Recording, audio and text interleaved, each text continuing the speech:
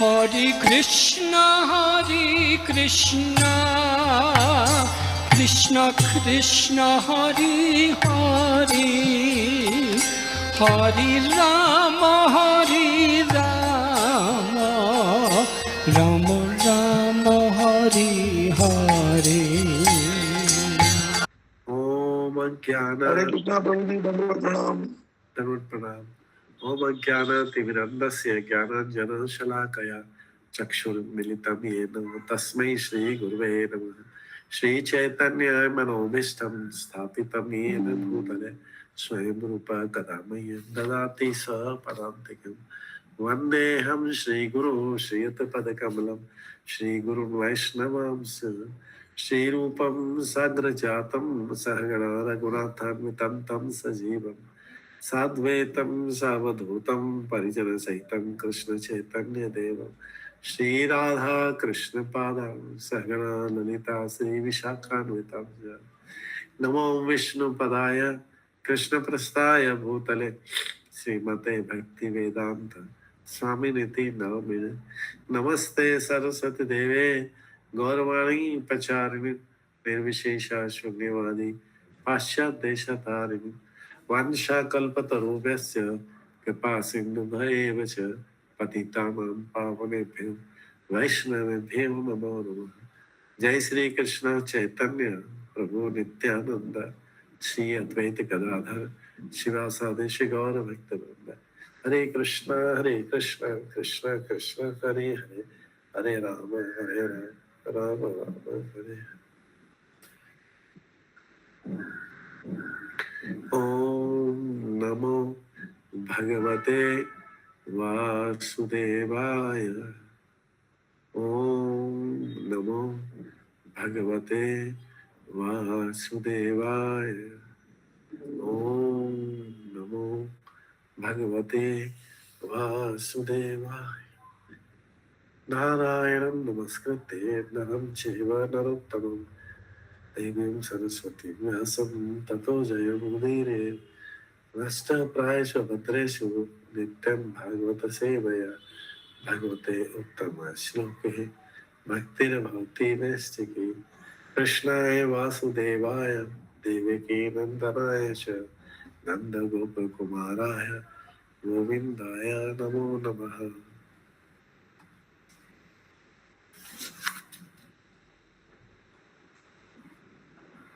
हरे कृष्णा। आज की इस श्रीमद् भागवतम क्लास में सभी भक्तों का स्वागत है। हम श्रवण करते हैं पहले स्कंद के 7वें अध्याय से, जिसका नाम है द्रोण पुत्र को दंड। हरे कृष्ण। तो हमने कल श्रवण किया था कि किस प्रकार से जब अश्वत्थामा ने ब्रह्मास्त्र छोड़ा, जो परमाणु मिसाइल के समान, न्यूक्लियर मिसाइल के समान है, जब उसने को छोड़ा तो भगवान ने, कृष्ण ने अर्जुन को सलाह दी कि आप भी अस्त्र को छोड़िए, जिससे ये अस्त्र उस अस्त्र को खत्म कर देगा। आपका अस्त्र जो है, आप भी ब्रह्मास्त्र छोड़िए, जिससे ये अश्वत्थामा वाले अस्त्र को नष्ट कर देगा। तो भगवान चाहे तो स्वयं कुछ भी कर सकते हैं, लेकिन वो जिसका काम है उसी से करवावे। ये सब काम अर्जुन का है, क्षत्रिय का काम है। इसलिए क्षत्रिय को बोला कि आप उसको जो है, आप अस्त्र को छोड़िए। ठीक है सनातनी माता जी। हरे कृष्णा प्रभु जी, धन्यवाद प्रभु जी। आपका वॉइस बहुत स्लो है, थोड़ा सा बहुत स्लो है। ओके,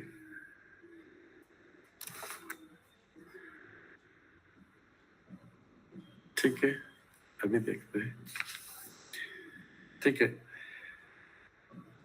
तो भगवान कृष्ण ने अर्जुन को बोला कि आप भी प्रक्षेपास्त्र छोड़िए, परमाणु प्रक्षेपास्त्र छोड़िए, ब्रह्मास्त्र छोड़िए, जिससे ये ब्रह्मास्त्र जो है अश्वत्थामा वाले ब्रह्मास्त्र को नष्ट कर सके।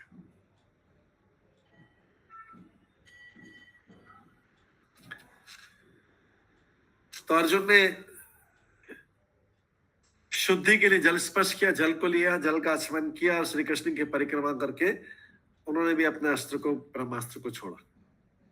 दोनों ब्रह्मास्त्र मिले तो सूर्य के गोले के समान, अग्नि के समान बड़ा चक्र बना और समस्त बाह्य अंतरिक्ष तथा लोकों के संपूर्ण पर गगन मंडल को आवृत कर दिया। इसने, अग्नि ने पूरे आकाश को ढक दिया। दो ब्रह्मास्त्र चल रहे हैं और दोनों टकराए एक दूसरे से। आग चारों तरफ अग्नि हो गई। ये कल हमने श्रवण किया था। आज हम 31 श्लोक नंबर 31 से करेंगे। दृष्टास्त्र तेजस्तु तयो त्रीन लोकान प्रदहत। दृष्टास्त्र तेजस्तु तयो त्रीन लोकान प्रदहत महत्। दह्यमाना प्रजा सर्वा सामर्थकम असम्मतः सामर्थक अमसतः।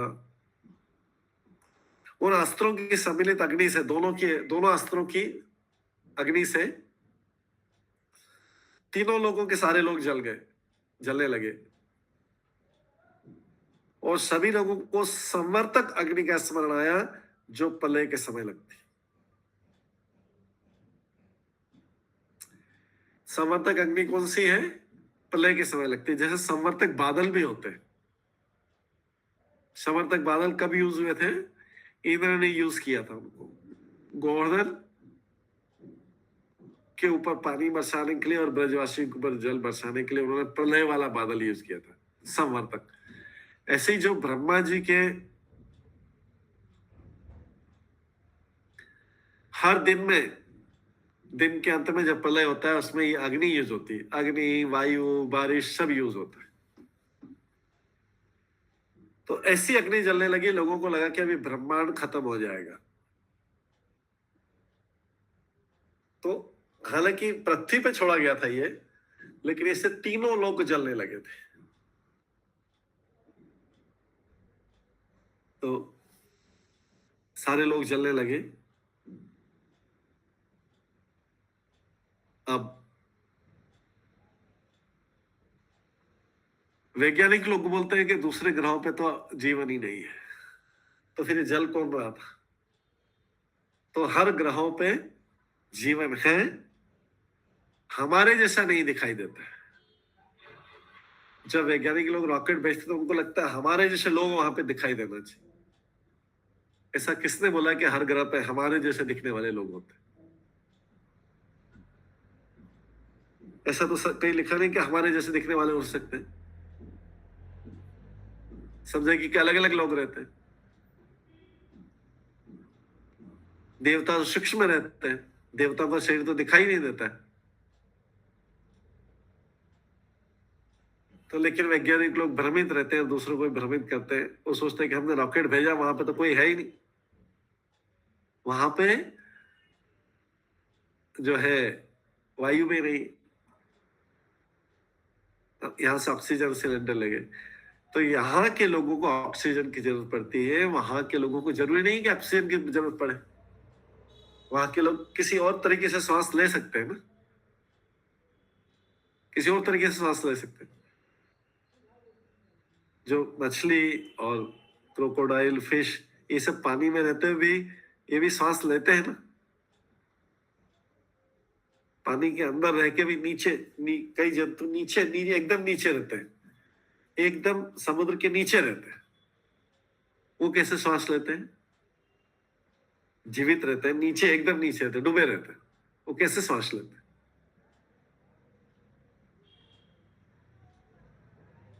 तो वैज्ञानिक को चाहिए कि हमारे जैसा दिखना चाहिए और वैसी सांस लेना चाहिए। तो फिर वहां जाके बोलते कोई नहीं है वहां पे, तो कोई नहीं, वो ग्रहों पे कोई नहीं, मंगल ग्रह पे कोई नहीं है, चंद्रमा ग्रह पे कोई नहीं, हम देख के आ गए। तो ये दूसरों को मूर्ख बनाने वाला है। पहली बार चंद्रमा पे गए थे 1964 में या 64 और आज तक 67 से आज कितने साल हो गए?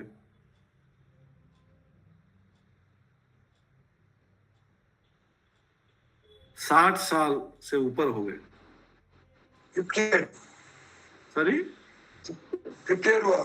हाँ 50 ईयर्स हुआ, 60 साल 50 साल से ऊपर हो गए हैं, अभी तक क्या कर रहे हैं वहां पे? कोई रह नहीं सकता वहां पे, को बस यही बार बार यही पता लगा के आते कोई रह नहीं सकता, खाली थोड़ा बहुत मिट्टी लेके आ जाते हैं, वो बोलते हैं कोई रह नहीं सकता वहां पे। अरे भाई 50 साल एक ही चीज को बार बार बोल रहे हैं कि 50 साल हो गए, मिट्टी लेके आते हैं वहां से, कोई रह नहीं सकता। अभी मंगल ग्रह में जा, वहां पे भी कोई रह नहीं सकता, फिर जा क्यों रहे इतने सालों से, बार बार जा रहे हैं, हजारों मिलियंस ऑफ डॉलर्स, करोड़ों करोड़ रुपए जाते हैं, करोड़ों रुपए जाते हैं रॉकेट भेजने में, उसमें लोगों का पैसा वेस्ट करके जा रहे हैं, वहां पे कोई नहीं रहता, फिर जाके फिर कोई नहीं रहता। 50 साल हो गए, अभी तक वही बात चल रही, कोई नहीं रहता वहां पे, ऑक्सीजन भी नहीं। लेकिन भागवतम बता रहे कि सारी जगह पे लोग रहते हैं, भागवतम में लिखा है कि सारी जगह पे लोग रहते हैं, लेकिन वो दिखने में हमारे जैसे नहीं होते। जैसे स्वर्गलोक में जो देवता रहते हैं, हम उनको देख नहीं सकते, अगर वो देवता लोग नीचे आ जाते तब भी हम उनको देख नहीं सकते, देवताओं को हम देख नहीं सकते यहाँ पे, भगवान को देखने की तो बात दूर, देवताओं को भी देख नहीं सकते यहाँ पे। वहां पे भी जाके तो हम उनका शरीर अलग रहता है। तो फिर जो मंगल ग्रह पे जा रहे हैं, चंद्रमा पे जा रहे हैं, सूर्य पे जा रहे हैं, कैसे दिखेंगे वहां के? सूर्य में भी जीव है, कोई बोलेगा सूर्य में जीव, सूर्य के तो पास थोड़ी देर चले जाए तो जल जाएगा, नहीं, वहां पे उनका शरीर अलग प्रकार का होता है जो जलता नहीं। जैसे हम पानी में रह जाए तो 10-15 मिनट से ज्यादा नहीं रह पाएंगे, श्वास का भी अरेंजमेंट कर, लेकिन तो फिश रहता है, क्रोकोडाइल, सब तो पानी के नीचे रहते हैं, हवा में बैक्टीरिया भी रहते हैं, हमको दिखाई नहीं देते, वायरस भी रहता है, हमारा फेमस कोरोना वायरस, तो सारे रहते, लेकिन हमें दिखाई देते, हमें नहीं दिखाते, इसका मतलब ये नहीं कि वहां पे जीव नहीं है। तो यहाँ पे लिखा है कि कोई भी ग्रह जीवों से रहित नहीं है, सब जगह जीव है, उनका आकार और उनका रहने सहने का तरीका अलग है। इसके बाद आगे देखते, प्रजा उपद्रम आलक्ष्य लोक व्यतिकरम च तम मतम च वासुदेवस्य संजहार अर्जुन द्वयम। इस प्रकार जन सामान्य में फैली हड़बड़ी एवं ग्रहों के आसन्न विनाश को देखकर अभी लगा कि दोनों ग्रह, सारे ग्रह का विनाश हो जाएगा, क्योंकि दो ब्रह्मास्त्र जो जल रहे हैं, दोनों एक दूसरे टकरा गए, अग्नि अग्नि हो रही है और पूरे तीनों लोकों में अग्नि जा रही है, लग रहा था सारे लोक ही जल जाए। तो फिर कृष्ण के कहने पर अर्जुन ने दोनों चीजों को निरस्त कर दिया, मतलब अपने मंत्र से ही, ऐसा नहीं कि कोई बहुत बड़ा बाण लेके छोड़ा था, मंत्रों से छोड़ा था, तो अपने मंत्र के प्रभाव से उसने उस ब्रह्मास्त्र को खत्म कर दिया, दोनों की अग्नि खत्म हो गई। ये सब मंत्र से ही हुआ, जो छोड़ा था वो भी मंत्र छोड़ा था, हाथ में ऐसा नहीं कि कुछ छोड़ दिया हो, मंत्रों से ही सब कुछ, उसने मंत्र बोला, उधर से मंत्र बोला तो अग्नि वाला वो आ गया, प्रक्षेपास्त्र आ गया, न्यूक्लियर मिसाइल, इधर से अर्जुन ने भी मंत्र बोला, फिर दोनों अग्नि जल रहे थे, फिर अर्जुन के मंत्र से, कृष्ण के कहने पर अर्जुन के मंत्र से दोनों की अग्नि खत्म हो गई।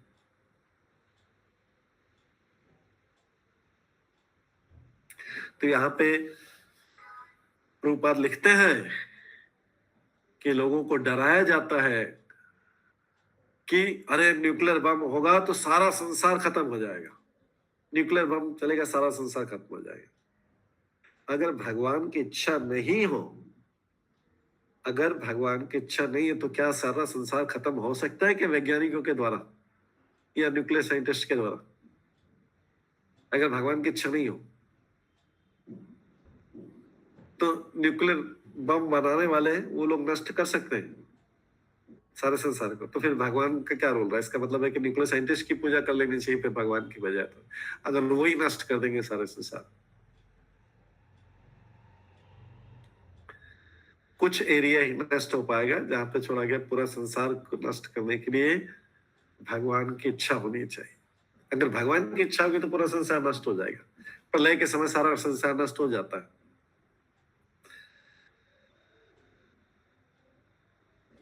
परमेश्वर की स्वीकृति के बिना किसी का कुछ भी नहीं बिगाड़ा जा सकता है। भौतिक प्रकृति किसके नियम पे काम करती है? भगवान के नियम पे। भगवान बोलते हैं 9वें अध्याय के 10वें श्लोक में, 9th चैप्टर के 10वें श्लोक में, मयाध्यक्षेण प्रकृति सूयते सचराचरम। प्रकृति मेरी अध्यक्षता में काम करती।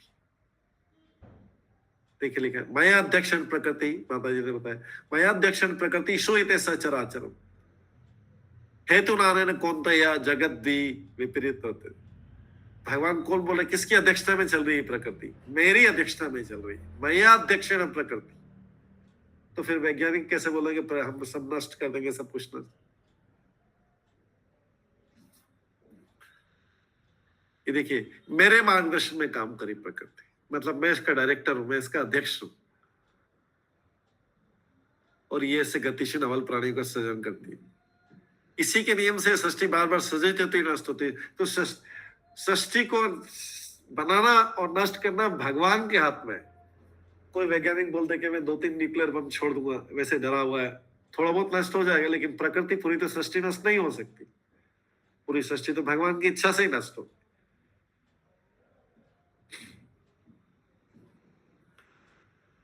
इस प्रकार संसार का संहार भगवान की इच्छा से हो सकता है, छोटे मोटे राजनेता नहीं कर सकते। तो यहाँ पर भगवान श्री कृष्ण ने जैसे इच्छा की, द्रोण तथा अर्जुन दोनों के जो शस्त्र थे लौट गए।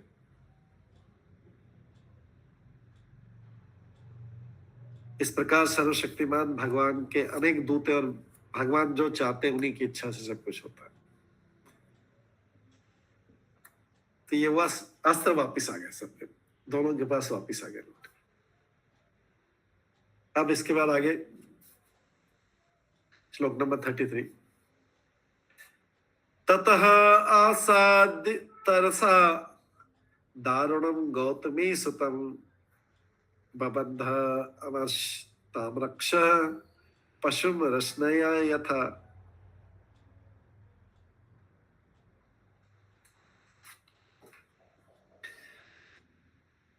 तो तांबे के 2 लाल तप्त गोलों के समान क्रोध से प्रज्वलित आंखें, किसकी आंखें हो रही थी? अर्जुन की आंखें हो रही थी। अर्जुन ने, अब तो उसका अस्त्र चला गया, ब्रह्मास्त्र चला गया, अब अश्वत्थामा को पकड़ना था। अश्वत्थामा का जो लास्ट हथियार था वो छोड़ दिया अश्वत्थामा ने, उसको तो अर्जुन ने नष्ट कर दिया। अश्वत्थामा के पास कुछ भी नहीं बचा। अर्जुन की आंखें एकदम क्रोध से लाल हो रही थी, तांबे जैसा, कॉपर जैसी लाल हो रही थी क्रोध के बाद। क्यों? इसी अश्वत्थामा ने द्रौपदी के 5 पुत्रों की सोते हुए हत्या कर दी थी। और उसके बाद जब उसको पकड़ने के लिए अर्जुन भागा तो इसने अश्वत्थामा ने ब्रह्मास्त्र छोड़ दिया। फिर अर्जुन ने उस ब्रह्मास्त्र को नष्ट किया। अब अर्जुन ने उसको पकड़ा, गौतमी के पुत्र को। ये द्रोणाचार्य के जो पुत्र हैं, इसकी माता का नाम था गौतमी। अश्वत्थामा की माता का नाम था गौतमी। उसको बंदी बनाया और रस्सियों से पशु की तरह बांध दिया, जैसे पशु को बांधते ऐसा बांध दिया अश्वत्थामा।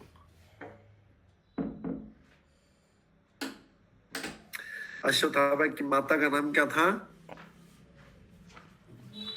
कृपी था। ये गौतम कुल में हुए थे, इसलिए गौतमी भी बोलते हैं। गौतम ऋषि के, जैसे हम लोगों का भी पूछा जाता है ना, आपका गोत्र क्या है? कोई बोलता है कश्यप, कोई बोलता है गौतम, कोई बोलता है भारद्वाज, कोई कुछ बोलता है, कोई अलग अलग सबके गोत्र होते हैं। तो ऐसे ये गौतम कुल में पैदा हुई थी, नाम कृपी था।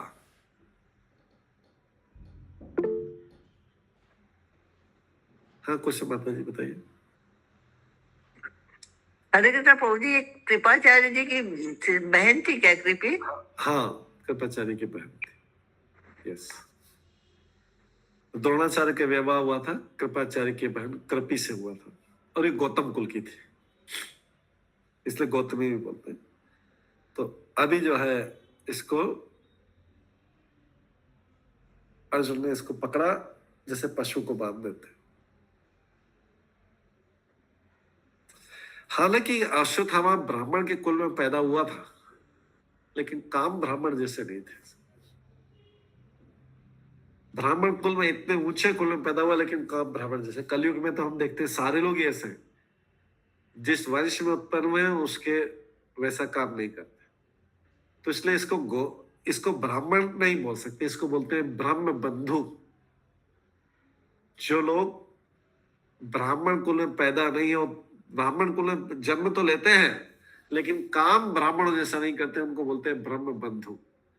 जो लोग क्षत्रिय कुल में जन्म तो लेते हैं लेकिन क्षत्रिय जैसा काम नहीं करते, उनको बोलते हैं क्षत्रिय बंधु। जो लोग वैश्य कुल में जन्म लेते हैं लेकिन वैश्य जैसा काम नहीं करते, उनको बोलते हैं वैश्य बंधु। मतलब ये लोग वैश्यों के बंधु है या क्षत्रियों के बंधु या ब्राह्मणों के बंधु, ब्राह्मण नहीं है। कुल में ब्राह्मण कुल में जन्म लिया लेकिन ब्राह्मण जैसा काम नहीं। तो अश्वत्थामा वैसा ही था, ब्रह्म बंधु। असली ब्राह्मण होता तो ऐसा नहीं करता, सोते हुए को नहीं मारता। तो कलयुग में ऐसे बहुत सारे जो ब्राह्मण कुल में जन्म लिया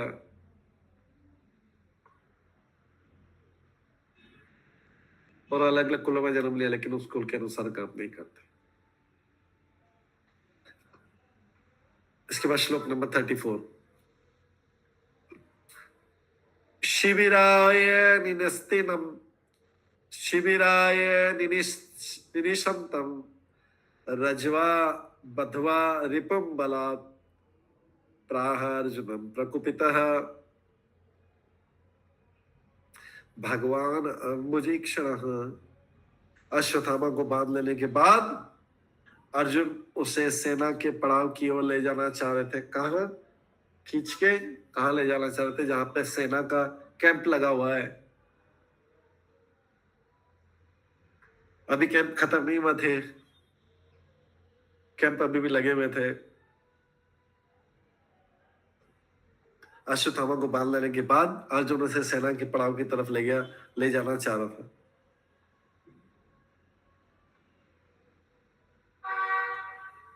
जब ले जाना चाह रहा था तो अपने कमल नेत्रों से देखते हैं भगवान श्री कृष्ण ने क्रुद्ध अर्जुन से इस प्रकार कहा। जब उधर ले जाना चाह रहा था तो भगवान कृष्ण ने अर्जुन से बोला। अर्जुन बहुत क्रोध में था। क्रोध किसके ऊपर आ रहा था? अश्वत्थामा के ऊपर आ रहा था। तो भगवान ने उसको देख के बोला। कृष्ण क्या बोलते हैं?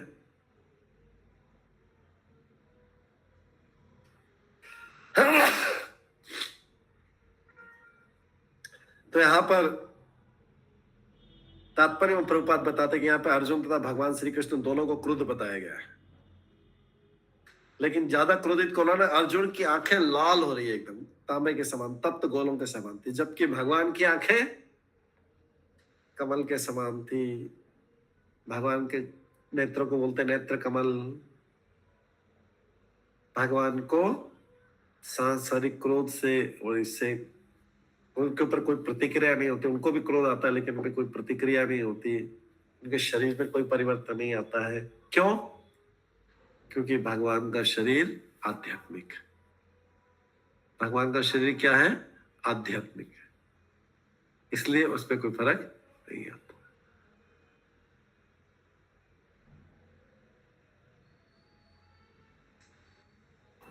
लेकिन अर्जुन तो भौतिक शरीर वाला है। अर्जुन की आंखें लाल हो गई।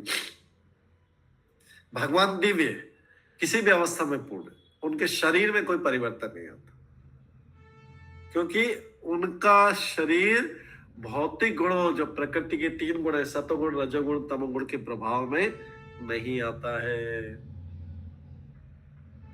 नहीं तो क्रोध किसका है? क्रोध तमोगुण का है। क्रोध तमोगुण का लक्षण है क्रोध। लेकिन भगवान तो इन 3 गुणों में आते नहीं। लेकिन अर्जुन तो जीव है, अर्जुन को क्रोध आया। भगवान का क्रोध और भगवान की प्रसन्नता एक समान है। भगवान की प्रसन्नता और भगवान का, उनका क्रोध प्रकृति के 3 गुणों में प्रकट नहीं होता। यहाँ पे क्रोध दिखता नहीं है।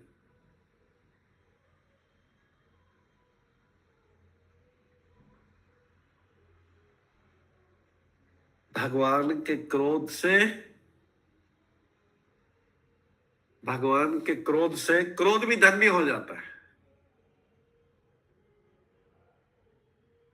भगवान के क्रोध से क्रोध भी धन्य हो जाता है। वैसे क्रोध अच्छी चीज है या बुरी चीज है?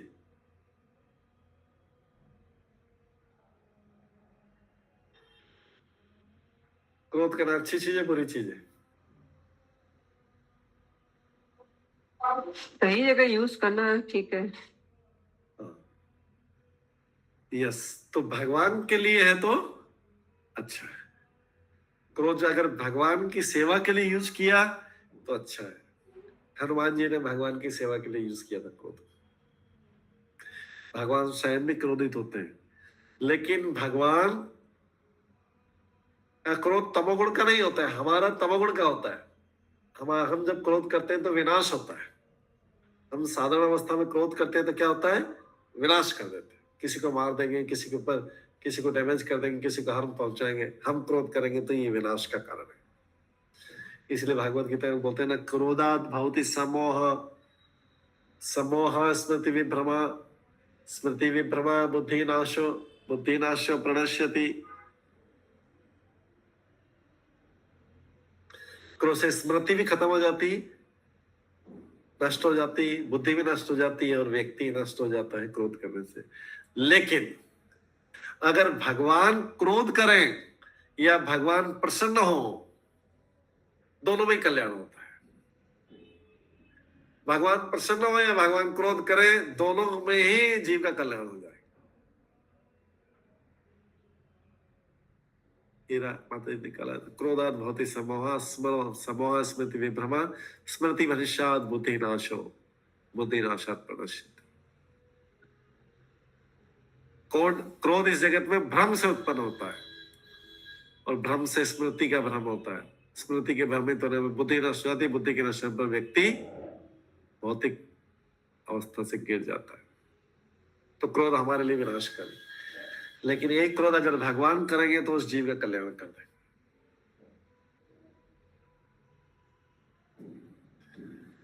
भगवान ने रावण के ऊपर भी क्रोध किया था, लेकिन रावण का उद्धार हो गया था बाद। शिशुपाल के ऊपर क्रोध किया था, लेकिन शिशुपाल के शरीर से फिर ज्योति निकली थी, भगवान के शरीर में प्रवेश कर गई। तो भगवान क्रोध भी अच्छा है, भगवान की प्रसन्नता भी अच्छी है, क्योंकि भगवान का क्रोध तमोगुण के अधीन नहीं है। हमारा क्रोध जो है वो तमोगुण के अधीन होता है, नष्ट करने वाला होता है। सबका सबको अपना भी नष्ट कर देगा, दूसरे का भी नष्ट कर देगा। इसलिए हमें क्रोध को नियंत्रित करना चाहिए और उसको अगर उपयोग करें तो केवल भगवान की सेवा में ही उपयोग कर सकते हैं। क्रोध का हमारे अपने लिए हमारा कंट्रोल अपने से बाहर निकल जाए, वो क्रोध अच्छा नहीं। भगवान का क्रोध नियंत्रित रहता है। भगवान कंट्रोल करके, भगवान क्रोध को करके जिधर करते हैं तो उसका उद्धार कर देते हैं। हमारा क्रोध जो सबको नष्ट कर देता है।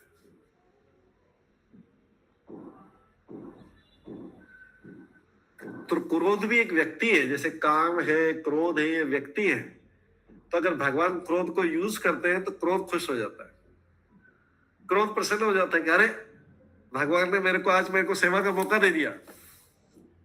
क्रोध प्रसन्न हो जाता है, धन्य हो जाता है कि भगवान ने मुझे मौका दे दिया। ये काम, क्रोध, लोभ, मोह इसके पुरुष है, ये व्यक्ति है। ये सारे ये व्यक्ति है, उनका ये प्रभाव होता है। जैसे गंगा नदी है, बाहर से पानी दिखता है, लेकिन गंगा तो देवी है।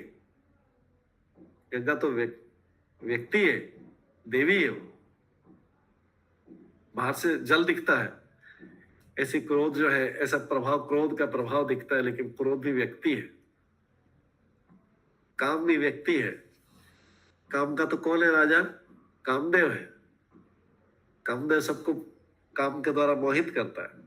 ऐसे क्रोध का भी देवता है, लोभ का भी देवता है। जैसे काम का कामदेव, ऐसे सबके देवता है।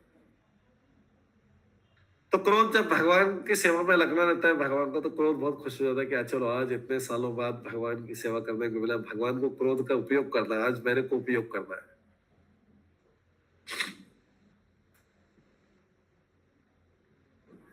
शिवा श्लोक नंबर 35।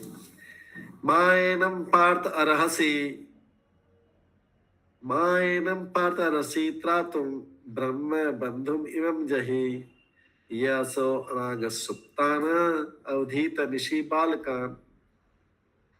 भगवान कृष्ण अर्जुन को भगवान अर्जुन हमेशा भगवान कृष्ण से सलाह लेता। तो भगवान कृष्ण ने अर्जुन से कहा, अर्जुन इस ब्रह्म बुद्धि को छोड़कर तुम दया मत लिख लो।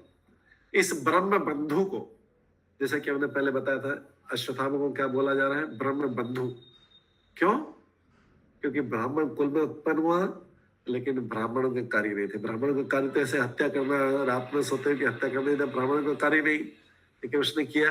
तो भगवान क्या बोल रहे हैं? ब्रह्म बंधु, मतलब ब्राह्मण नहीं बोलेंगे, ब्राह्मण बंधु बोले। उनके बंधु बांधव है, ब्राह्मण नहीं। तो अर्जुन इस ब्रह्म बंधु को छोड़कर तुम दया मत दिखलाओ, क्योंकि इसने सोते हुए निर्देश बालकों का वध किया। कौन किससे बोल रहा है? कृष्ण बोल रहा है अर्जुन से कि इस ब्रह्म बंधु अश्वत्थामा के पर दया मत दिखलाओ।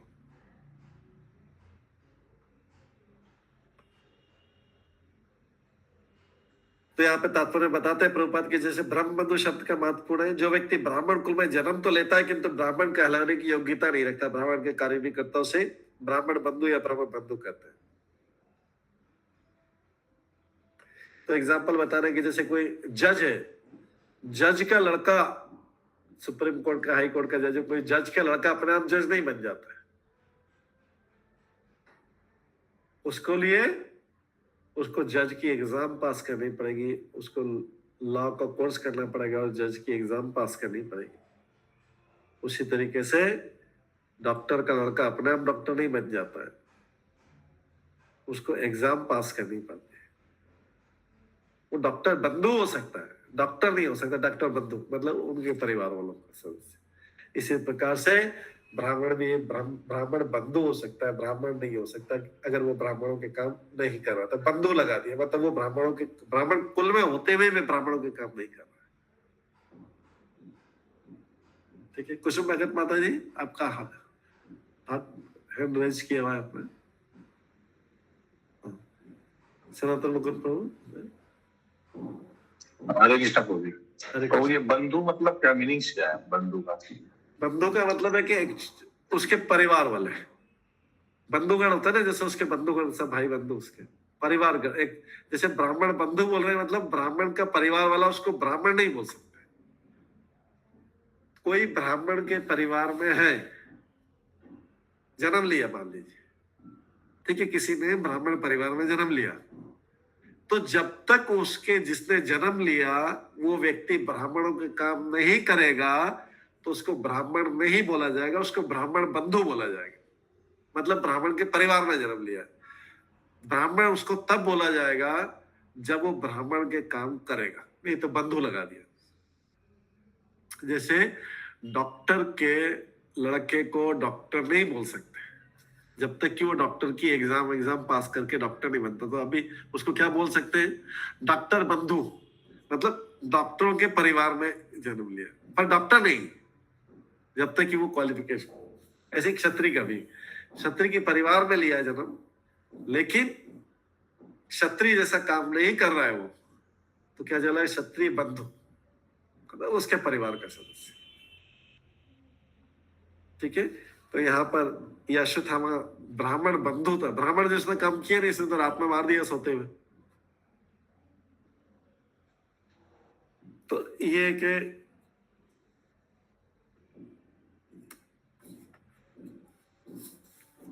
ब्राह्मण बंधु जो है, इसके बाद में आगे 36वां श्लोक 36 श्लोक में बोलते हैं, मत्तम परमत्तम उन्मत्तम सुप्तम बालम स्त्रियम जड़म प्रपन्नम विरथम भीतम रिपुम हंति धर्मवित। क्योंकि जो ब्राह्मणों के धर्म को जानता है, जो धर्म को जानता है, वो कभी भी शत्रु का वध सोते हुए नहीं करता है। ब्राह्मण का धर्म जो जानता है, जो ब्राह्मण का धर्म जानता है, कभी भी सोते हुए व्यक्ति की हत्या नहीं करेगा। यह बोला गया है कि जो व्यक्ति तैयार नहीं है लड़ने के लिए, युद्ध करने के लिए, उसको भी मारेगा नहीं। पहले के नियम थे कि अगर कोई बोलेगा कि वो शस्त्र लेके आ गया, लेकिन अगर दूसरा व्यक्ति बोलता है भाई मैं तैयार नहीं, रुको तुम, अभी रुको तुम, मैं भी अपने शस्त्र ले लेता हूं, तब जाके ही युद्ध करना चाहिए। अगर दूसरे आदमी के हाथ में शस्त्र नहीं है, तैयार नहीं है, और वो उधर को आ गया, तो पहले का रूल था कि पहले इसको टाइम दिया जाता है कि तुम भी आ जाओ, शस्त्र लो अपने हाथ में, तब युद्ध करें। असावधानी से किसी को मारना नहीं, पहले युद्ध का ही नियम। अभी तो किसी को चाकू तलवार तभी मारा जाता है वो असावधान हो जाए, उसी का मौका देखा जाता है कि उसके हाथ में कुछ भी नहीं। तो किसी भी असावधान व्यक्ति को, अगर आप ये क्षत्रिय का युद्ध का नियम था कि युद्ध करने के लिए उसके पास भी हथियार होने चाहिए हाथ में, वो भी तैयार होना चाहिए, तब जाके युद्ध होता है। ये तो कलयुग में है कि असावधानी में कोई पीछे से मार दिया, कोई इधर मार दिया, कोई उसके हाथ में कुछ भी नहीं सोता, ये सब कलयुग के। पहले अगर कोई व्यक्ति नशे में भी हो, उसको भी नहीं मारा जाएगा युद्ध, क्योंकि उसके हाथ में पहले हथियार होना चाहिए, लड़ने के लिए तैयार होना चाहिए। तो पहले जो जीतता था, असली जीतना, वही असली बल के कारण वही जीतता था। अभी तो चीटिंग, धोखा, इसके कारण सब जीत। पहले युद्ध मतलब असली युद्ध, उसको भी तैयार होने दो, फिर दोनों युद्ध करो। तो इसलिए ये धर्म के सिद्धांत बोलता है कि ऐसे शत्रु का वध कभी, चाहे शत्रु भी हो, उसका वध कभी भी, अगर वो असावधान है, तैयार नहीं है, तो उसका वध नहीं करना चाहिए।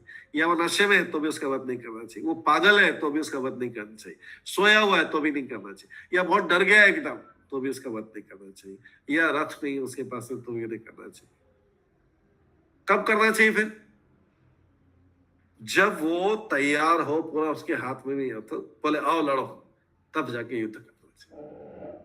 मतलब उसको भी पूरा मौका दिया। चलो बराबरी का युद्ध तभी होगा, नहीं तो कोई सोते हुए को मार दिया या किसी के हाथ में हथियार नहीं, तो बराबरी का युद्ध नहीं हुआ। ठीक है, तो पहले पूरा ऐसा चांस देते कि तुम हो, खड़े हो हथियार।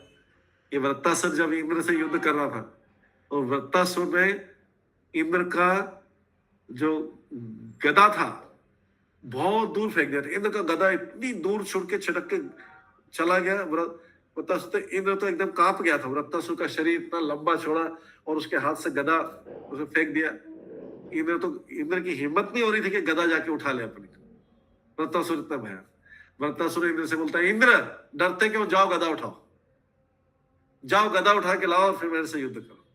तो असुर व्यक्ति भी पहले इतना जानता है कि असुर व्यक्ति भी इंद्र जैसे आदमी को टाइम दे रहा है कि तुम्हारे हाथ में गदा नहीं है, गिर गया, चलो उठा के लाओ, तब मेरे साथ में लड़ाई करो।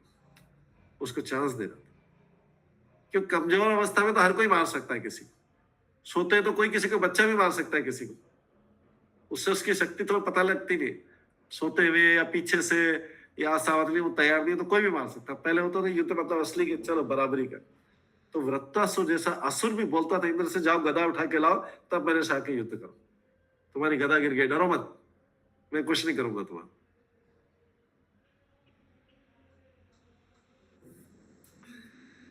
और इसके अलावा और किसका वध नहीं करता है व्यक्ति? जो योद्धा था, असली योद्धा था, वो किसका वध नहीं करता है? किसी बालक का वध नहीं करता है, क्योंकि बालक लड़ने योग्य नहीं है। किसी स्त्री का वध नहीं करता है, स्त्री लड़ने योग्य नहीं।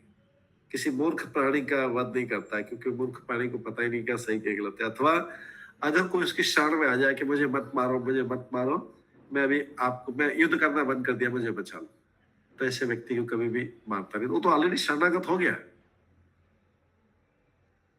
तो ये पहला नियम थे, आ गया मुझे मत मारो, मैं आपकी शरण में, तो उसको व्यक्ति को मारने, ये धर्म के विरुद्ध मारा जाता। तो पुराने समय में धर्म के सिद्धांतों के आधार पर युद्ध लड़े जाते थे। इंद्रिय तृप्ति के लिए नहीं लड़े जाते। अभी तो क्या है कि किसको मारा, उसका पैसा ले लिया, या कर लिया, वो सारा धन ले लिया। पहले इसके लिए युद्ध नहीं किया जाता था। पहले धर्म के सिद्धांत के लिए युद्ध किया जाता। भाई तुम धर्म को नहीं मान रहा, मैं धर्म को मान रहा हूं, मैं तुम्हारा धर्म, तुमको धर्म, या तो मेरी चीज स्वीकार करो, नहीं तो मैं युद्ध करूंगा। उसके लिए युद्ध लड़ा जाता। धर्म युद्ध के नियम थे। युद्ध जो है धार्मिक नियमों के आधार पर लड़े जाते थे। तो बोला जाता है कि ये आजकल की जो अहिंसा है, पहले धर्म की हिंसा इससे ज्यादा बड़ी थी। हिंसा तो अच्छी नहीं रहती ना, लेकिन धर्म के नाम पर जो धर्म है, धार्मिक सिद्धांत के आधार पर जो लड़ाई होती थी, वो अहिंसा से बड़ी होती थी। इसका उदाहरण क्या है?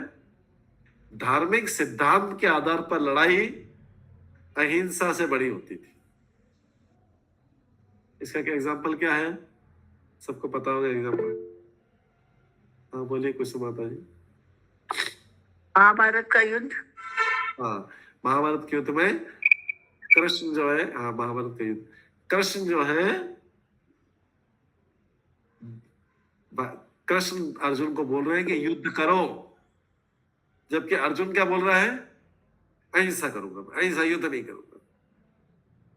करेक्ट। और कृष्ण क्या बोल रहे हैं? युद्ध करो। मतलब कृष्ण बोल रहे हैं हिंसा करो, लेकिन अर्जुन बोल रहा है हिंसा। तो ये हिंसा जो धर्म के सिद्धांतों के आधार पर की गई हिंसा, ये अर्जुन की अहिंसा से बड़ी, जो अर्जुन अहिंसा का प्रदर्शन कर रहा है सिद्धांतों के आधार पर। ठीक है बिना मेरा माता जी। प्रभु जी, इस युद्ध में हाँ। बहुत बार वो युद्ध का वो रूल फॉलो नहीं किए दोनों साइड, कौरवों ने और पांडवों ने। इसका आप क्या कहेंगे? कौन सा रोल फॉलो ने किया है? एक तो अभिमन्यु को उन्होंने अटैक किया कौरवों ने, हाँ और कथा में कहा जाता है जब एक बार करण गिर गया, वो अपना वीर कुछ बनाने लग रहा था, तभी अटैक किया अर्जुन ने। हाँ, अर्जुन ने अटैक किया। करेक्ट। अर्जुन को अटैक करने को किसने बोला था? वो तो कृष्ण भगवान ने बोला था, ये तो सही बात है, I agree, but then how can we say भगवान ने बोला means you should overrule everything? Yes, धर्मम तो साक्षात भगवत प्रणीत हो। धर्म को तो भगवान जानते हैं। कर्ण ने क्या क्या किया था ये किसी को पता है? हाँ ये भी है, उन्होंने वो अपनी गलतियां की, उसके लिए वो फल पाए। तो भगवान को तो सारा रिकॉर्ड पता है ना। हम तो जो सामने देख रहे हैं उसके आधार पे बोलते हैं ये व्यक्ति सही है, ये गलत है। हम जो है अपने सामने जो हमारी आंखों से दिख रहा है खाली, उसके आधार पर बोलते हैं ये व्यक्ति चलते। भगवान आंखों से, भगवान के लिए आंखों का नहीं, भगवान पूरा रिकॉर्ड देखते हैं आगे। ठीक है, तो इसलिए हमारा निर्णय कभी भी सही नहीं हो सकता। अच्छा प्रभु जी। डिफेक्ट है हमारा, डिफेक्ट है हमारी इंद्रिया। मनुष्य में 4 प्रकार की चीजें हैं। सबसे पहला है जो आपका क्वेश्चन, हमारी इंद्रिया अपूर्ण है, imperfect senses. imperfect senses, propensity we commit mistakes. Second है हम गलतियां करते हैं।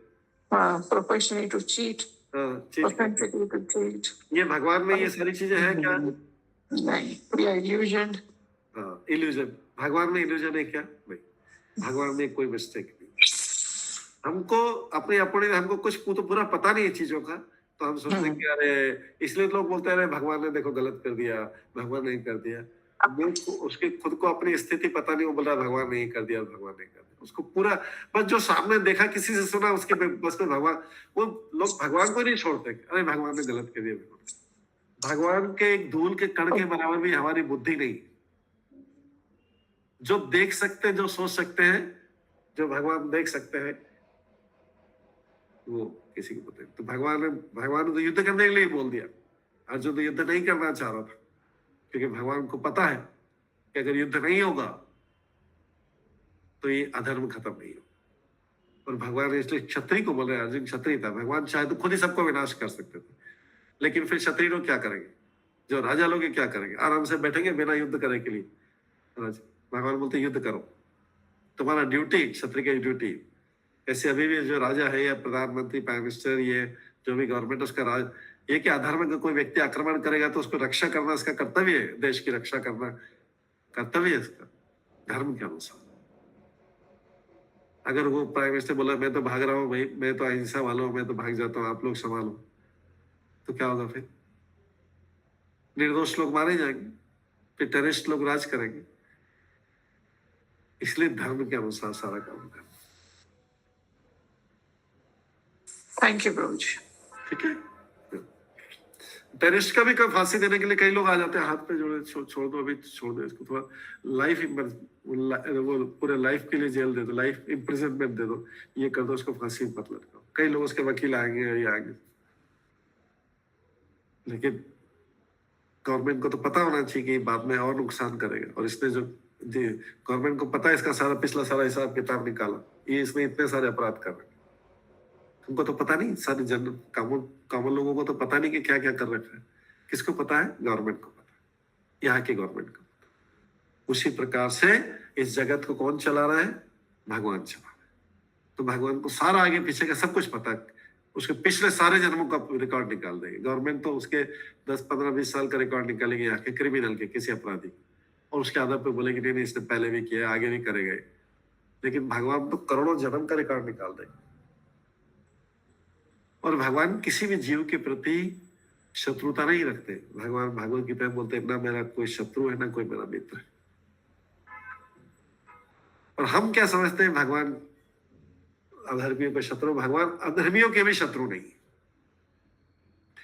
भगवान अधर्मियों के भी शत्रु नहीं है। भगवान कर्ण के भी शत्रु नहीं है।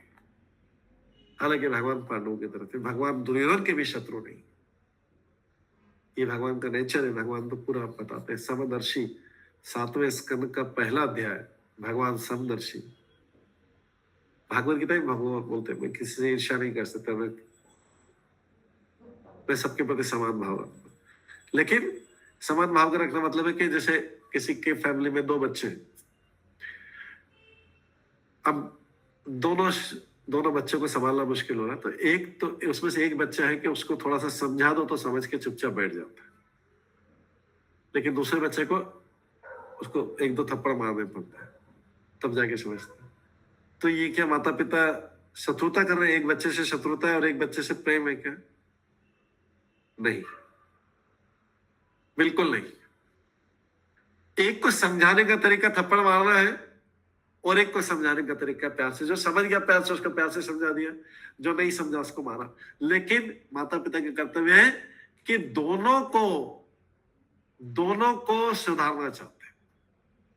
दोनों ही पुत्र हैं या दोनों पुत्रियां हैं या एक पुत्र एक पुत्री, तो दोनों में से किसी के प्रति भी शत्रुता नहीं है, लेकिन दोनों को समझाने की तरह एक को मार के समझाते हैं और एक को प्रेम से समझाते हैं।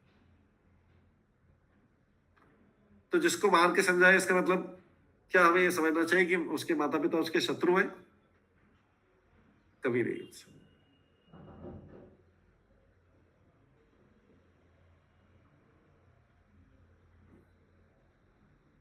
ठीक है, दोनों के ही माता पिता दोनों के ही हित सोचने वाले हैं। जो समझ जाए उसके लिए भी हित और जो मार के समझे उसका भी। इसी प्रकार से भगवान शत्रु को, जो अधर्मी है उसको समझाते अलग तरीके से और धार्मिक व्यक्ति को अलग तरीके से समझाते। बस दोनों का समझाने का तरीका अलग अलग है। ना तो कर्ण उनका शत्रु है ना दुर्योधन का शत्रु। ये भगवान का नियम है। इसलिए भगवान को फुल फेथ रहना चाहिए, कंप्लीट श्रद्धा रहनी चाहिए कि भगवान गलत कर ही नहीं सकते। अगर स्वप्न में भी आ जाए तो सोच लेना चाहिए कि हमने स्वप्न गलत देख लिया। सपने में भी आ जाए तो गलत सपने में देख ले, गलत सपना देख लिया। उठ के तुरंत चैंटिंग कर लेना चाहिए कि ऐसा गलत सपना आ गया।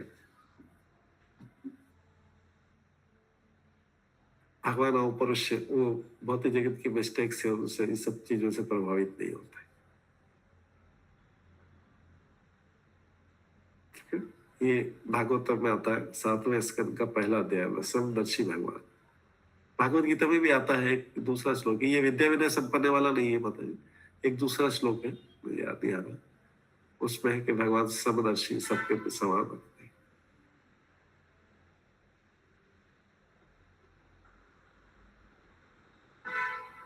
सर्वभूतेषु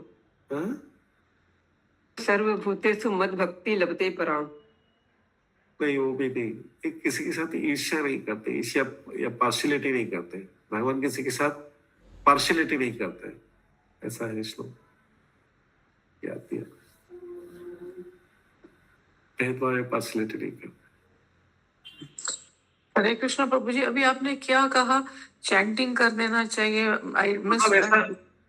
बता कि किसी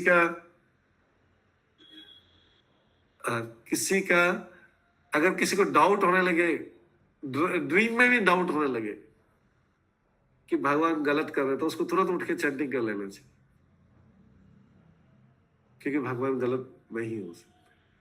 हम गलत हो जाएंगे, हमारा ड्रीम गलत है। भगवान के ऊपर ऐसी श्रद्धा रहनी चाहिए।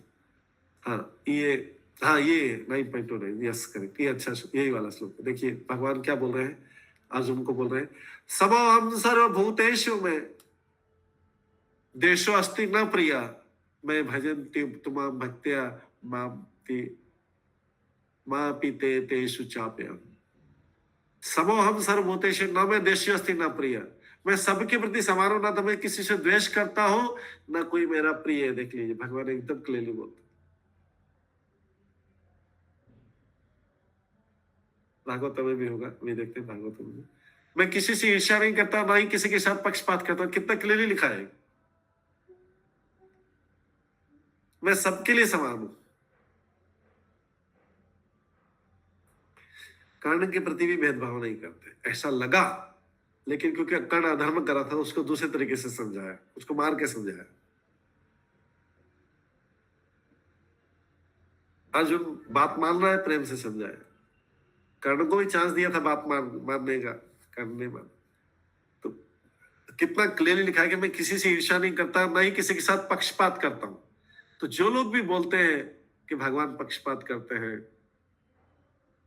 उनको भगवान के ऊपर विश्वास पूर्ण नहीं, उनको भगवान के ऊपर विश्वास बढ़ाना पड़ेगा, उनकी और कथाएं सुनना पड़ेगी, और कथाएं सुनना पड़ेगी।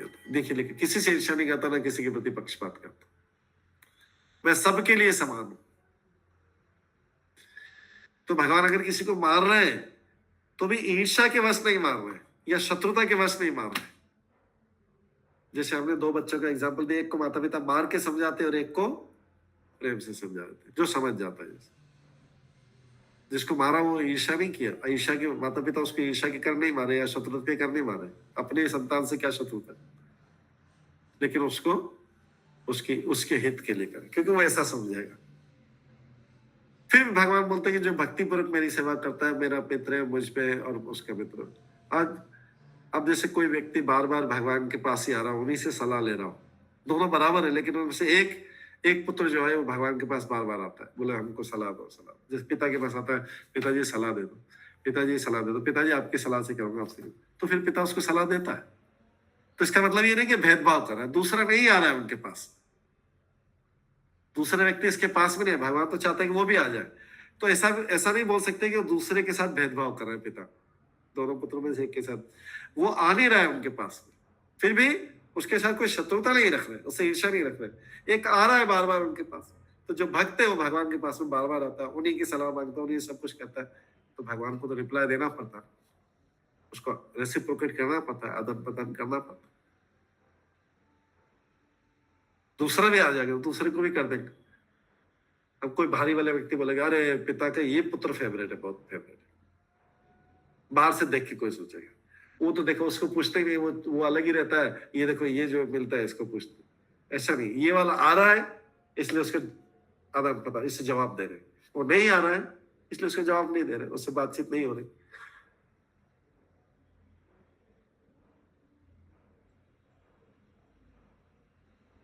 ठीक है,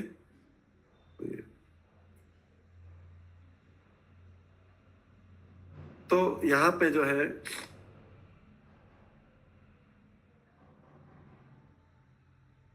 आगे ये 37 श्लोक, स्वप्राणानि परप्राणे प्रपुष्णाति अग्रह खलः तत वध तस्य हि श्रेय यत दोषात् याति अधपमान।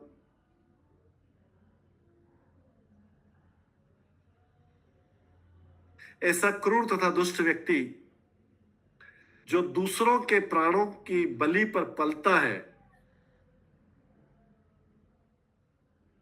उसका वध किया जाना उसके लिए ही हितकर है, अन्यथा अपने ही कर्मों से उसकी अधोगति होती है। बहुत इंपॉर्टेंट चीज, ऐसा क्रूर तथा दुष्ट व्यक्ति जो दूसरों के प्राणों की बलि पर पलता है, मतलब दूसरों को मार करके या दूसरों को नुकसान पहुंचा करके, दूसरों का हानि करके जो पालता है अपना जीवन, उसको मार देना चाहिए।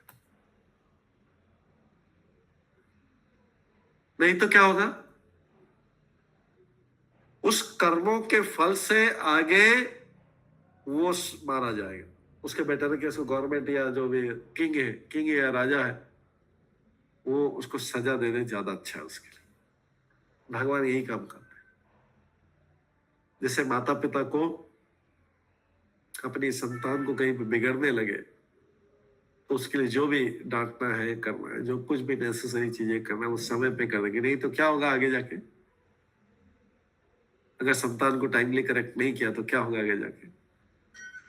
वो माता पिता के लिए तो नुकसान करेंगे, इसे पूरे समाज के लिए दूसरों लोग के भी नुकसान करेंगे। अगर उसको सही समय पर सुधारा नहीं गया तो बड़ा नुकसान करेगा और उसका फल उसको फिर बड़ा हो। तो इसलिए बोला गया है कि जो दुष्ट है, क्रूर व्यक्ति, उसको राजा को या सरकार को सही समय पर डरना नहीं चाहिए, उसको दंड देना चाहिए, नहीं तो अपने कर्मों के फलों कहते से मारा जाएगा तो और ज्यादा नुकसान हो जाएगा।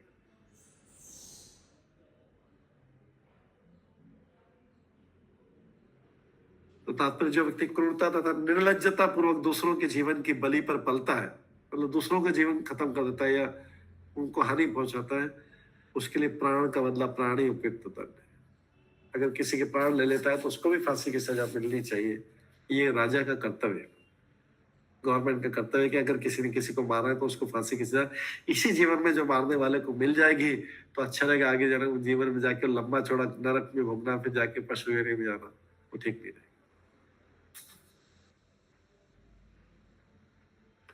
यदि शासन किसी हत्यारे को प्राण दे देता है तो अपराधी के लिए अच्छा होगा ये, क्योंकि उसे अगले जन्म में इस हत्या कर्म के लिए फल भोगना नहीं पड़ेगा। ऐसा प्राण दंड हत्यारे के लिए न्यूनतम संभव दंड। और स्मृति शास्त्र में ऐसा कहा गया कि जिन्हें राजा द्वारा प्राण के बदले प्राण के आधार पर दंडित किया जाता है वे अपने सारे पापों से मुक्त हो जाते हैं। तो किसी को दंड मिल गया अगर इसी लाइफ में, किसी को अपने अपराध का दंड इस लाइफ में मिल गया तो वो ज्यादा अच्छा है, ज्यादा अच्छा है, बजाय कि वो अगले लाइफ में जाके फिर नरक में भोगे।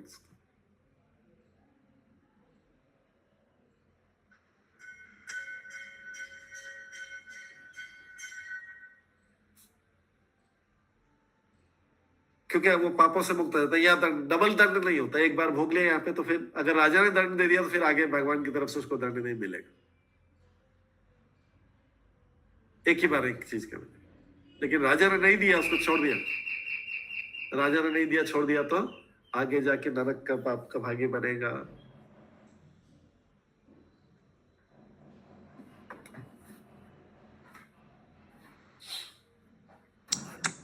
हरे कृष्ण प्रभु जी। हरे कृष्ण। प्रभु जी, जैसे आपने कहा राजा ने अगर दंड दे दिया तो उसको और दंड भोगना नहीं पड़ेगा। हमारे इस कलयुग में समझो जो कोई चोर है या कोई और कुछ गंदे गंदे काम किए उनको जेल मिला है, जेल की सजा भी है 10 साल 15 साल। हाँ, तो फिर वो फ्यूचर में वो उनको दंड नहीं मिलेगा, ऊपर नहीं मिलेगा, इस अपराध का नहीं मिलेगा। अगर दूसरी बार कर दे तो फिर मिलेगा, फिर से वापस दूसरा अपराध, इस अपराध का दंड नहीं मिलेगा अगर उसने दंड भोग लिया। ये सारा जो शासन के नियम है ये भगवान की उससे चलता है, सिस्टम से चलता है। अच्छा, ओके प्रभु जी, ठीक है। लेकिन दूसरा करेगा तो फिर दूसरे का मिलेगा, फिर से करेगा। हाँ, हर एक दंड का अपराध का उसको सजा मिलनी है, फिर वो नहीं होगा। Okay, thank you. ठीक। नित्रुप कृष्णदास प्रभु। हरे कृष्ण प्रभु धन्यवाद। प्रभु जी जैसे बताया कि इस जन्म में यदि सजा मिल गई तो उसको फिर नहीं मिलेगा, लेकिन प्रभु जी कई बार क्या होता है कि राजा लॉ में चेंज कर देता है। जैसे किसी को किसी ने मर्डर किया है, कई मर्डर किया, मल्टीपल मर्डर किया है, उसके बाद उसको लॉ चेंज करके उसको 15 साल में 10 साल में जेल से बाहर निकाल देता है। ये राजा की मिस्टेक, ये राजा की मिस्टेक है, क्योंकि यहाँ लिखा हो गया प्राण के बदले में प्राण कर दे, हत्या की। अगर कम किया तो कम के लिए, उसके लिए कम से, उससे कम किया तो उसके लिए कम। राजा भी भगवान का प्रतिनिधि, जो रूलर है वो भी भगवान का, वो अपनी मर्जी से कुछ भी कर देता है तो चोरों का राजा होगा, क्रिमिनल का राजा होगा, फिर राजा स्वयं भी दंड पाएगा। लेकिन अगर कोई नियम का पालन करता है तो नियम के अनुसार राजा चलाया तो राजा को कोई अपराध में नहीं लगेगा। राजा किसी को फांसी भी दे दे, राजा को कोई अपराध नहीं लगेगा अगर वो फांसी उचित है, अधिकार है राजा। शास्त्र अधिकार देते हैं। तो यहां पर बोला गया है कि नागरिक संहिता तथा धर्म के सिद्धांतों के अनुसार महान रचनाकार मनु के अनुसार पशु के मारने वाले तक को हत्यारा समझना चाहिए। अगर कोई पशु को भी मारता है, कोई सोचता है कि नहीं मैं मनुष्य को मारूंगा तब मैं हत्यारा कहलाऊं, नहीं। पशु में भी तो आत्मा है। पशु भी 84 लाख में से है, भगवान का दिया हुआ है, उसको शरीर भगवान का दिया हुआ है। तो एक व्यक्ति को जानबूझ करके दूसरे के शरीर को खत्म करने का अधिकार नहीं है। क्यों नहीं? क्योंकि उसको बनाने का भी अधिकार नहीं है। शरीर तो उसने दिया नहीं था, शरीर तो उसको प्रकृति ने दिया है, भगवान की आज्ञा से शरीर दिया है। तो कोई मनुष्य किसी का शरीर ले कैसे सकता है जानबूझ कर? एक वो अलग बात है कि अनजाने में छोटे जीवों की हत्या हुई तो उसका एक अलग अपराश्चित अपराध है, वो छोटा है। जो अनजाने में होता है वो एक अलग, उसका विधि अलग है, उसके प्रायश्चित की विधि अलग है। वो तो हम जो चैंटिंग करते हैं अनजाने में, जो अपराध होते हैं वो चैंटिंग से चले अनजाने में, लेकिन जो जानबूझ करके कर रहा है किसी के, वो भी हत्यारा माना जाए।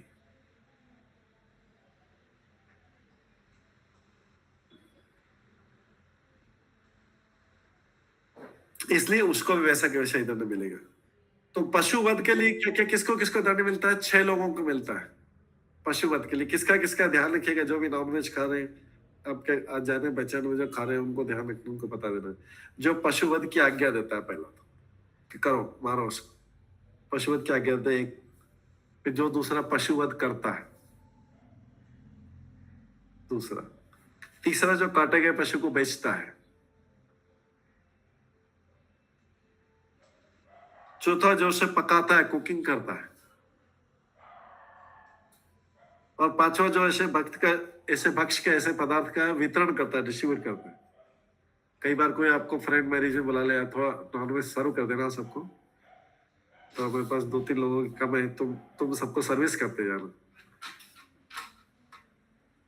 तो जो डिस्ट्रीब्यूट करेगा उसको भी पाप लगेगा। एक हमारे भक्त थे, उनको उनके ब्रदर से इतना अच्छा रिलेशनशिप, बाद में उनको बताया कि आपने बहुत बड़ा पाप किया। वो ब्रदर ने मैरिज में बुलाया होगा तो उन्होंने मैरिज तो ऐसे ही रखा, चिकन और ड्रिंक का, तो वो उसको डिस्ट्रीब्यूट कर रहे थे, वहां पे सेवा कर रहे थे। जो वितरण करता है और वह भी ऐसे जो खाता है, ये सभी हत्यारे हैं, 6 लोग, और ये सभी प्रकृति के नियमों के अनुसार दंडनीय है।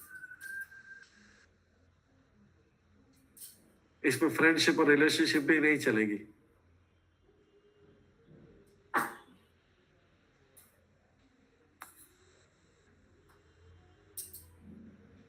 अतः मनमानी करके किसी जीव का अधिकार नहीं। पशु भक्षकों के लिए शास्त्रों में सीमित पशु यज्ञ की अनुमति, ऐसी अनुमति भी कसाई घरों को खोलने पर प्रतिबंध लगाने के लिए, न कि पशुवध को प्रोत्साहित करने के लिए।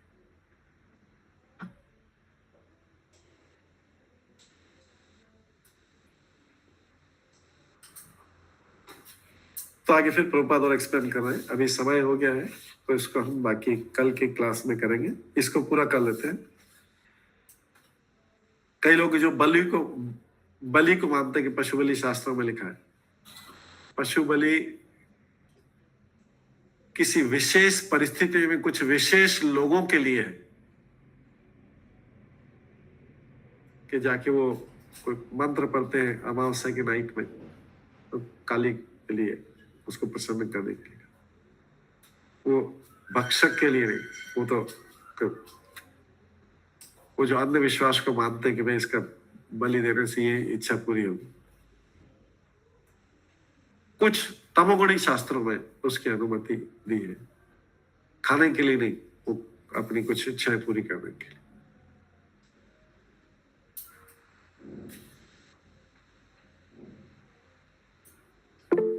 तो ये मांस का भक्षण करना सब स्थूल पाप है। पशु को फिर तुरंत नया शरीर मिल जाता है मंत्र पढ़ने के, उच्चारण के बाद करने से। ये देवी की पूजा और वो नहीं होता, वो पशु यज्ञ अलग रहता है जिसको बड़े बड़े ऋषि मुनि करते हैं, केवल वही जीवित कर सकते हैं, सामान्य व्यक्ति जीवित नहीं कर सकता। ये जो देवी के सामने पूजा करना उसको वो सामान्य व्यक्ति जीवित नहीं कर सकता, बड़े बड़े ऋषि मुनि होते तो पुराने समय में करते थे। तो जैसे आध्यात्मिक नियमों के अनुसार अगर पशु को वध करने से क्या उसको फिर नया उसको फिर से शरीर मिलता है क्या, ऐसा है? ये जो लोग बड़े बड़े यज्ञ करते थे, अश्वमेध यज्ञ, उसमें बड़े बड़े जो ऋषि मुनि रहते थे, वो ही नया जीवन दे सकते हैं। कोई खाने वाला और ये किसी अपनी इच्छा पूरी करने वाला नहीं दे सकता। वो अश्वमेध यज्ञ इच्छा पूरी करने के लिए वो अलग कार्यों के लिए किए जाते थे। अश्वमेध यज्ञ शास्त्रों में उसका वर्णन है किस प्रकार से अश्वमेध यज्ञ किए जाते, और जिसको था वो ऊंचा शरीर दे सकता था जो यज्ञ करते। इसलिए कलयुग में इसलिए सबके यज्ञ की मनाही है कि लोग उसको समझ नहीं पाएंगे किस लिए किया जाता था यज्ञ। अश्वमेध यज्ञ में क्या पशु बलि होती है? अश्व की बलि होती है।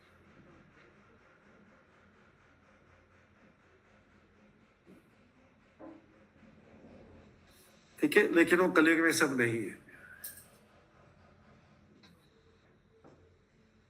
ठीक है, हाँ नेत्र कृष्ण को। हाँ हरे कृष्ण प्रभु जी, जैसे मांसाहार में 5-6 लोगों को वहाँ पे लग रहा है, तो सेम यही स्थिति शराब में भी होगा प्रभु जी? जैसे जो कंपनी बनाया, जो बेचा, बार में जो सर्व किया, जो पिया, सबको हाँ, सबको हर पाप पे तो एक एग्जाम्पल दिया है सबसे बड़े पाप, तो क्योंकि इससे भी कई घर तबाह हो जाते हैं। शराब से भी कई घर तबाह हो जाते हैं। उसमें भी जो सबका अपराध, सब बीच में जो चेन में आएंगे सब लोग अपराध।